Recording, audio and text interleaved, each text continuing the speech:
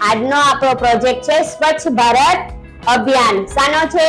સ્વચ્છ ભારત અભિયાન. આપણા ઘરે જે બધો કચરો ભેગો થાય છે, જેમ કે આપણે ખોરાક ખાઈએ તો એ બચે છે, પછી આપણા ઘરે શાકભાજી અલગ અલગ આવે છે તો એના બધા છોટલા ને એવું બધું નીકળે છે ને, આપણે ફળ ફ્રૂટ ખાઈએ તો એ કોઈક વાર ખરાબ થઈ ગયું હોય તો એ બધું કઈ ડસ્ટબિનમાં નાખવાનું?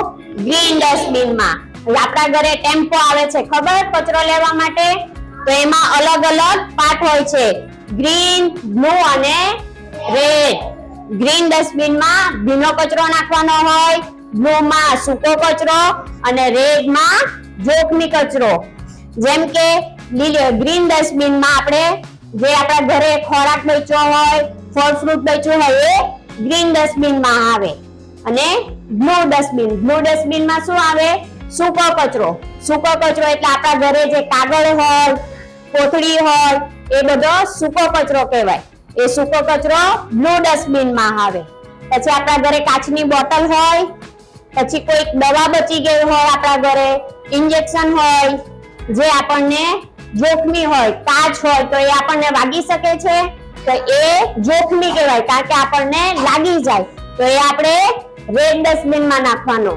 કઈ ડસ્ટબિનમાં નાખવાનો? રેડ ડસ્ટબિનમાં, જેથી બધો કચરો અલગ થાય. ગ્રીન ડસ્ટબિનમાં જે કચરો નાખ્યો હોય આપણે, એ કચરો એનું ખાતર બને ને એ ખાતર ખેતરમાં યુઝ થાય. શામાં યુઝ થાય? ખેતરમાં. સૂકો કચરો બ્લુ ડસ્ટબિનમાં હોય. સૂકો કચરો અલગ અલગ પાર્ટ પાડવામાં આવે. જેમ કે એમાં પ્લાસ્ટિક હોય તો પ્લાસ્ટિક બંગાળવાળાને જાય, પછી એનું રિસાયકલિંગ થાય અને એ પાછો આપણે ફરીથી યુઝ કરી શકીએ.